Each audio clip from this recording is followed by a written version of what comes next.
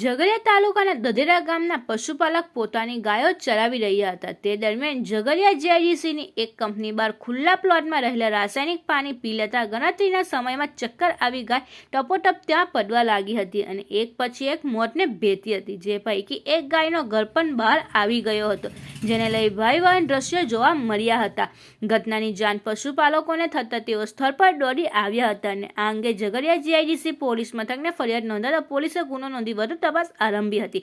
આ અંગે પશુપાલક ભોપાભાઈ જીવાભાઈએ જણાવ્યું હતું કે એ તેના કાકાની 9 ગાયો જ હતી, જે કંપની બહાર ખુલ્લા પ્લોટમાં રહેલા રાસાયણિક પાણી પી જતા એક પછી એક મોતને ભેટી છે. આમાં યોગ્ય વર્તન મળવું જોઈએ એ બાબતે તપાસ કરી જે પણ કસૂરવાર હોય તેની સામે પગલાં ભરવાની માંગ કરી હતી. ભોપાભાઈ જીવાભાઈ મારું નામ છે. અહીંયા દધેડા ગામમાં રહીએ છીએ. આ મારા કાકાની ગાયો છે. ત્યાં ગાયત્રી કાંટાની બાજુમાં ચરવા જઈ હતી અને આ કંપનીનું પાણી નીકળવાથી ગાયો 9 ગાયો મરી ગઈ છે. તો એની અમારી એવી માંગણી છે, અમે ઝઘડિયા જીઆઈડીસી પોલીસ સ્ટેશનમાં અમે ફરિયાદ પણ નોંધાવી દીધી છે, પણ અમારે એ મારા કાકાને ફૂલ એનું વળતર મળવું જોઈએ ને યોગ્ય ન્યાય એનો મળવો જોઈએ એવી અમારી માંગણી છે. તો અહીંયા ચરવા આવી હતી આગળ.